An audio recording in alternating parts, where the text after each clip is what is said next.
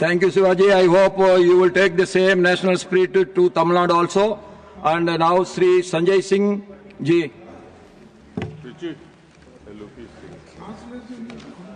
Vande Mataram sir, आपका बहुत बहुत आभार कि आपने वंदे मातरम जैसे महत्वपूर्ण विषय पर मुझे अपनी बात कहने का अवसर दिया। मान्यवर,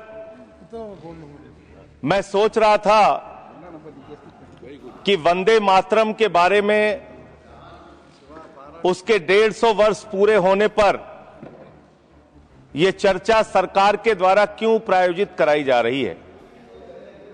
एक तो यह अच्छी बात है कि देशभक्ति की भावना का विकास सबके अंदर हो, वंदे मातरम के महत्व को सारे देश के लोग समझें, नौजवान समझे, किसान समझे, मजदूर समझे, पढ़ा लिखा समझे, गैर पढ़ा लिखा समझे।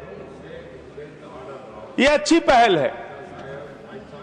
लेकिन मैं साथ ही साथ यह भी सोच रहा था तो एक घटना मुझे याद आई मान्यवर। वो घटना थी उत्तर प्रदेश की। हमारे एक ऊर्जा मंत्री हैं माननीय मंत्री जी AK शर्मा जी, उनके सामने व्यापारी लोग पहुंचे। उन्होंने कहा 21 घंटे से लाइट नहीं आ रही, 21 घंटे से लाइट नहीं आ रही, व्यापार बर्बाद हो रहा है, बच्चे रो रहे हैं, हमको गर्मी में बिजली दे दो। मंत्री जी ने कहा जय श्री राम, बजरंगबली की जय, और गाड़ी में बैठ के चले गए। मैं आपके माध्यम से सरकार से पूछना चाहता हूं, क्या भगवान श्री राम ने आपको कहा है कि आप नाकारे और निकम्मे हो जाइए और जनता को अंधेरे में रखिए, बिजली ना दीजिए? यह क्या भगवान श्री राम ने आपको कहा है? यह शिक्षा आपको भगवान श्री राम ने दी है? मान्यवर, मुझे वंदे मातरम आम आदमी पार्टी की रैलियों में, आम आदमी पार्टी की सभाओं में जब भारत माता की जय और वंदे मातरम जोर जोर से लगाए जाते हैं। किसी दिन लगाने का मन हो तो आ जाना हमारी पार्टी के कार्यक्रम में, आपसे ज्यादा तेजी के साथ वहां पर वंदे मातरम लगाएंगे। सदन में भी लगाना चाहते हो लगाओ। तो आप इन नारों के पीछे, ये नारे देशभक्ति के हैं, ये नारे देश की रक्षा के हैं, ये नारे देश को आजादी दिलाने के लिए हैं। ये नारों के पीछे अपने गुनाहों को छिपाने के लिए नारे नहीं है, मैं कहना चाहता हूं मान्यवर। और आप क्या कर रहे हैं? आप इन नारों के पीछे अपने गुनाहों और अपराध को छिपाना चाहते हैं। वंदे मातरम का मतलब क्या है? वंदे मातरम का मतलब है मातृभूमि की वंदना। मातृभूमि की वंदना। हम मातृभूमि की वंदना करते हैं, तो आप कैसे मातृभूमि की वंदना कर रहे हैं? अरे 1 रुपए में तो एक आम नहीं मिलता। आपने 1 रुपए में अडानी को 1050 एकड़ जमीन और 10 लाख आम और लीची के पेड़ दे दिए। ये मातृभूमि की वंदना, ये आपकी मातृभूमि की वंदना है। आप मातृभूमि को बेचकर मातृभूमि की वंदना कर रहे हैं। ये मातृभूमि की, आज वंदे मातरम पे ही बात करूंगा सर। मातृभूमि की वंदना, मातृभूमि की वंदना हिंदुस्तान के एयरपोर्ट को बेच के नहीं हो सकती। मातृभूमि की वंदना रेल को बेच के नहीं हो सकती, सेल को बेचकर नहीं हो सकती, समुद्री तटों को बेचकर नहीं हो सकती, कोयला और गैस को बेच के नहीं हो सकती, हिंदुस्तान की जमीनों को बेच के नहीं हो सकती। तुम लोग मातृभूमि को बेचने वाले लोग हो, तुम मातृभूमि की वंदना करने वाले लोग नहीं हो।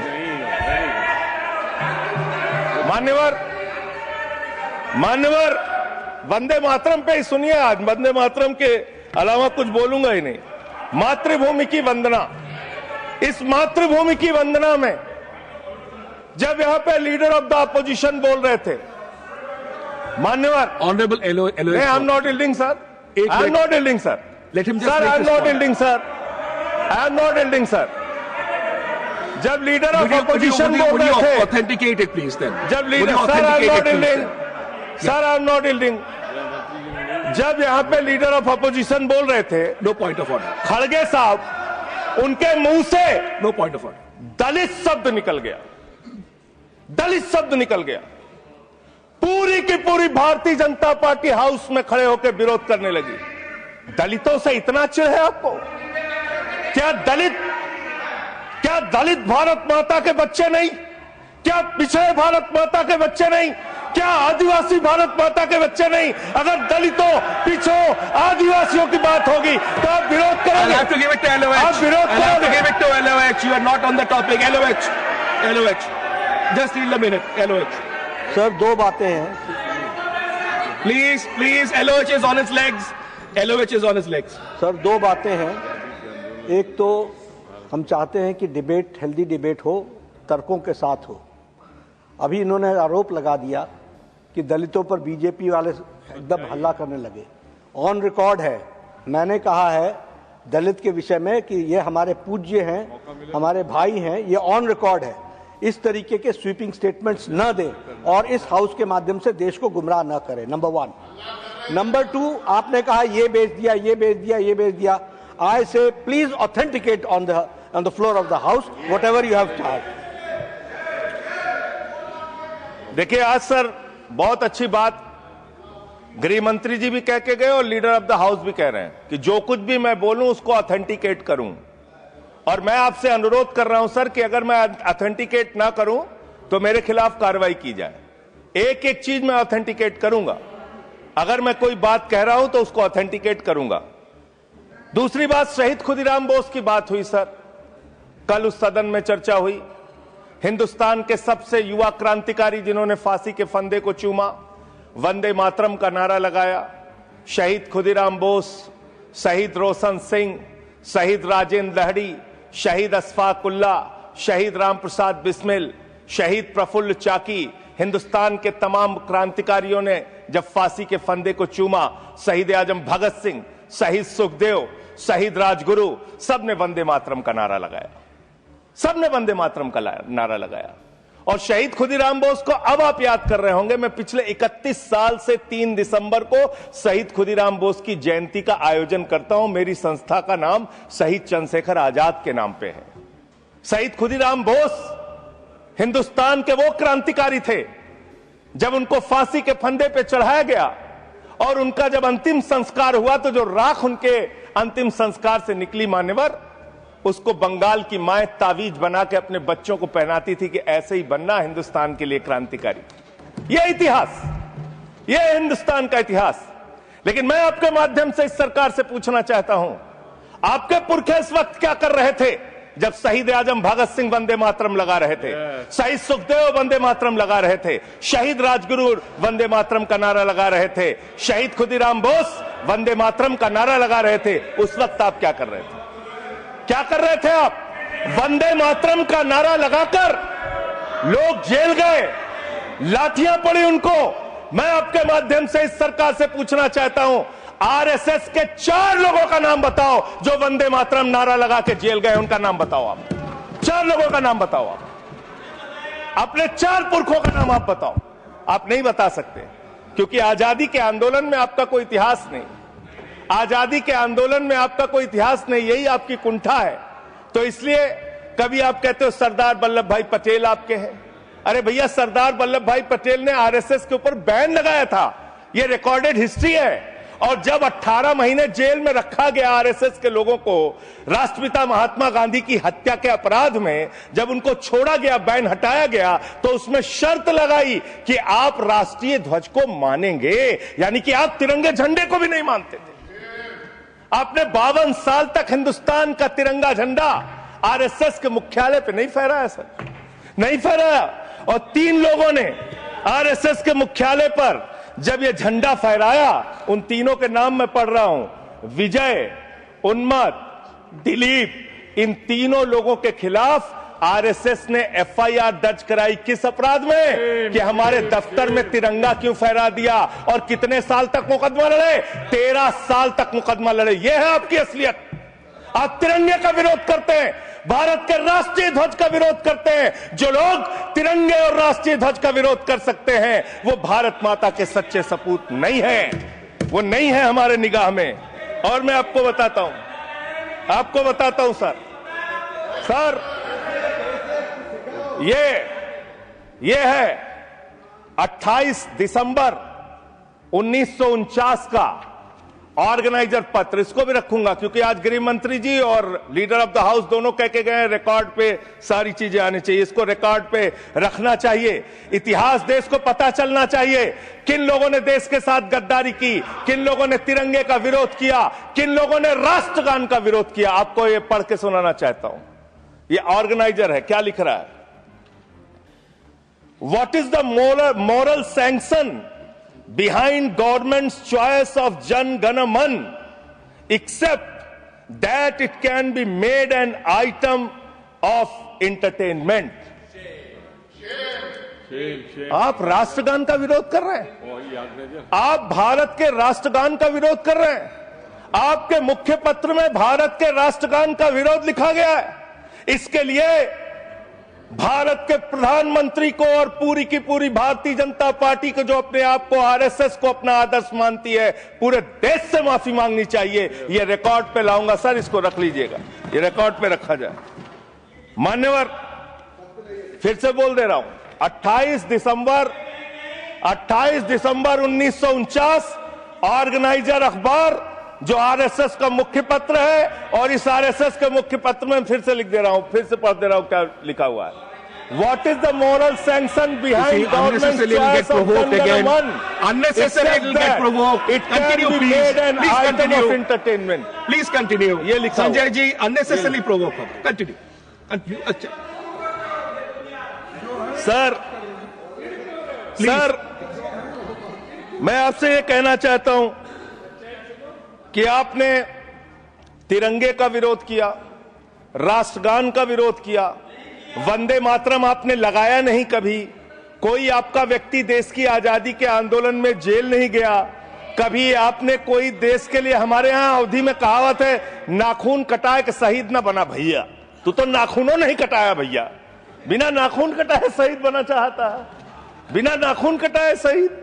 ऐसे काम नहीं चलेगा सर। जिन्ना का भी जिक्र कल दूसरे सदन में हुआ, प्रधानमंत्री जी ने जिक्र किया। जिन्ना के साथ आपके कितने गहरे और मधुर संबंध थे, क्या इस देश के लोगों को पता है? नहीं पता, मैं बताता हूं। श्यामा प्रसाद मुखर्जी जी फजलुल हक की गवर्नमेंट में फाइनेंस मिनिस्टर थे, और फाइनेंस मिनिस्टर रहते हुए उन्होंने अंग्रेज गवर्नर को चिट्ठी लिखी थी। Shyama Prasad followed this and told Governor Herbert the administration of the Bengal province should be carried on in such a manner that in spite of the best efforts of the Congress, this Quit India movement will fail. ये चिट्ठी लिखी है। आपने भारत छोड़ो आंदोलन के खिलाफ आपके नेता, जनसंघ के पहले राष्ट्रीय अध्यक्ष और तत्कालीन गवर्नमेंट में जो वित्त मंत्री थे, उन्होंने चिट्ठी लिखी अंग्रेज गवर्नर को और कहा कि भारत छोड़ो आंदोलन, जो हिंदुस्तान के क्रांतिकारियों का आंदोलन था, जो देश की आजादी का आंदोलन था, वो आंदोलन कुचल देना चाहिए, खत्म कर देना चाहिए। ये है रिकॉर्डेड हिस्ट्री आपकी, ये आपको, आपके बारे में पूरे देश को पता रहना चाहिए। अब जिन्ना, हाँ, इसको भी सभा के पटल पर रखूंगा। जिन्ना और आपके रिश्ते क्या थे? कितने मधुर रिश्ते थे। एक राज्य में सरकार नहीं बनाई मान्यवर इन्होंने, नॉर्थ वेस्ट फ्रंटियर, सिंध प्रांत और फजलुल हक की गवर्नमेंट। फजलुल हक वो शख्स है जो पाकिस्तान बनने के बाद वहां की सरकार का गृह मंत्री बना। आपके रिश्ते उन लोगों के साथ थे, ये देश को पता होना चाहिए। इसलिए आप किसी को भी देशभक्ति का प्रमाण पत्र बांटने का काम मत कीजिए। आप वंदे मातरम लगाने का काम कर रहे हैं और देश की सुरक्षा के साथ खिलवाड़ कर रहे हैं।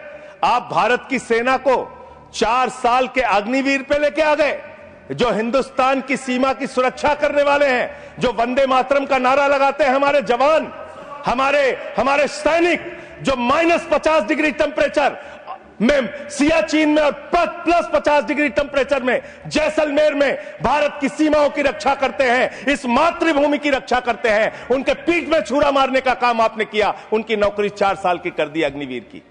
आपको मातृभूमि से प्यार है, आप देशभक्ति की बात करेंगे, आप देशभक्ति की बात कर रहे हैं। अरे मैंने साइकिल चोर सुना था, लॉकेट चोर सुना था, स्कूटर चोर सुना था, मैंने सुना था तमाम तरह के चोर होते हैं। आप लोग तो वोट चोर निकल गए हिंदुस्तान के अंदर। वोट चोर, 3 करोड़ वोट, उत्तर प्रदेश में 3 करोड़ वोट की चोरी करने जा रहे हैं। कल की मीटिंग में पता चला 17.5% वोट उत्तर प्रदेश में काटे जाएंगे। आप ये कर रहे हैं, ऐसे लोकतंत्र को मजबूत करेंगे? ऐसे आप मातृभूमि की सेवा करेंगे? ऐसे आप मातृभूमि की वंदना करेंगे? मान्यवर, मैं आप लोगों से सिर्फ इतना कहना चाहता हूं मान्यवर आपके माध्यम से कि हमने फिल्मों में सीन देखी है, डाकू लोग आते हैं जय भवानी जय भवानी जय भवानी कह के और वो गांव का गांव लूट के चले जाते हैं। जय भवानी कह के गांव का गांव लूट के चले जाते हैं। हम इस देश के अंदर किसी भी सरकार को वंदे मातरम और भारत माता की जय लगाकर देश को लूटने की इजाजत नहीं देंगे। वंदे मातरम लगाएंगे, भारत माता की जय लगाएंगे, जय हिंद भी कहेंगे, राष्ट्रगान भी कहेंगे, वंदे मातरम भी गाएंगे, लेकिन देश के साथ गद्दारी और धोखेबाजी नहीं करने देंगे। आपको नहीं करने देंगे। ये देशभक्ति के नारे हैं, ये देशभक्ति के नारे हैं। आप बेरोजगारी पे बात नहीं करना चाहते, महंगाई पे बात नहीं करना चाहते, दलितों का मंदिर में प्रवेश वर्जित है, कहीं उनको रोका जा रहा है, उस पर बात नहीं करना चाहते, पिछड़ों का शोषण हो रहा है, उस पर बात नहीं करना चाहते। आपने मातृभूमि की सेवा यह की है कि आज हिंदुस्तान के ऊपर 200 लाख करोड़ रुपए का कर्जा है, 200 लाख करोड़ रुपए का कर्जा। आपने हिंदुस्तान को आज इस स्तर पे पहुंचाने का काम किया है। और दूसरी बात मैं पूछना चाहता हूं आपके माध्यम से मान्यवर, इस देश में मजदूर भी हैं, किसान भी हैं, आदिवासी भी हैं, दलित भी हैं, पिछड़े भी हैं, सवर्ण भी हैं, सब में अनपढ़ है, सब में भारी संख्या है जो पढ़े लिखे नहीं है, जिनको संस्कृत का ज्ञान नहीं है, जो नहीं पढ़ सकते वंदे मातरम। तो आप उनको कह रहे हैं कि वो देशभक्त नहीं है। मैं आपके माध्यम से कहना चाहता हूं, वो देश को लूटने वाले अडानी जैसे पूंजीपतियों से ज्यादा बड़े देशभक्त हैं, जो अपने बच्चों के लिए श्रम करते हैं, मजदूरी करते हैं, कुली का काम करते हैं और अपने बच्चों का पेट भी पालते हैं, देश की भी सेवा करते हैं। वो आपसे ज्यादा देशभक्त हैं। उनकी देशभक्ति को आप इससे चेक करने का काम मत कीजिए, उससे परीक्षा करने का काम मत कीजिए। मान्यवर, मैं अंत में एक और बयान आया, उसका जिक्र करके अपनी बात को खत्म करूंगा। अभी एसआईआर की प्रक्रिया के तहत उत्तर प्रदेश के मुख्यमंत्री ने कहा कि डिटेंशन सेंटर बनाए जाएंगे। 80 लाख लोगों के वोट आपने बिहार में काट दिए, वहां कितने घुसपैठिए मिले आपको? अरे भाई, ये भी मातृभूमि की बात हो रही है। आप लोग चाहते हैं बांग्लादेशी यहां पे आ जाएं, मातृभूमि को सुरक्षा को खतरा हो जाए? आपको तो चिंता वही है ना, वही तो बात कर रहा हूं। कितने बांग्लादेशी घुसपैठिया मिले? कितने बांग्लादेशी घुसपैठिया मिले? कितने बांग्लादेशी घुसपैठिया मिले? मात्र 315, जिसमें नेपाल के बाकी लोग सिर्फ 78 मुसलमान मिले। वहां 80 लाख लोगों के आपने वोट काट दिए। अब आप कह रहे हैं उनको डिटेंशन सेंटर में रखेंगे। उनको डिटेंशन सेंटर में आप रखेंगे जो हिंदू हैं, जिनके जो पूर्व आईएएस हैं। आप इस देश का सिर्फ माहौल बिगाड़ना चाहते हैं। आप इस देश को सिर्फ नकली नारों के पीछे सिर्फ आप अपने आप को छिपाना चाहते हैं। वंदे मातरम देशभक्ति का नारा है, भारत माता की जय देशभक्ति का। हां, दिल्ली में तो काटोगे ही आप, ठीक ही कह रहे हो, पहले से ही नियत बता दिया। दिल्ली की हालत तो कर दी आपने। अरे इसमें क्या लिखा हुआ है? इसमें क्या लिखा हुआ है? सुजलाम सुफलाम, सुजलाम सुफलाम, शुद्ध जल शुद्ध फल और मधुर वाणी। मधुर वाणी, मधुर वाणी कौन बोल रहा है? देश के प्रधानमंत्री मधुर वाणी बोल रहे हैं। मुजरा जैसे शब्दों, अरे भाई, इसी वंदे मातरम की सेकंड्स रह गए सर, वंदे मातरम की तो बात कर रहा हूं। हमारे पास और टाइम है सर, टाइम है सर। सर, मधुर वाणी, मधुर वाणी, मधुर वाणी। सर, जहरीली हवा और जहरीला पानी दिल्ली में दे रहे हैं। हमारे पूर्वांचल के भाइयों के ऊपर बुलडोजर चला रहे हैं। सर, मेरे टाइम में से काट लीजिएगा, पार्टी टाइम में से काट लीजिएगा, प्लीज, पार्टी टाइम में से काट लीजिएगा। सर, हमारी पार्टी का टाइम 24 मिनट है। Please, 1 second, 1 second, 1 second. Delhi Sanjay को- ji, Sanjay ji, 1 Delhi second, को आपने- 1 second, 1 second, honorable अभी 10 members, महीने- honorable अरे members, 1 बच्चों second. शांत हो जाओ। माननीय संजय जी, बच्चों माननीय शांत- संजय जी, माननीय संजय बच्चों जी, शांत। कंक्लूड करिए, आपका सर, समय खत्म अरे हो मैं रहा है। चौ- It'll sir, continue. 24 Please, minute मेरा please, टाइम है। Please, मैं अपने माननीय time- Neeraj ji, please, he's concluding. Please conclude.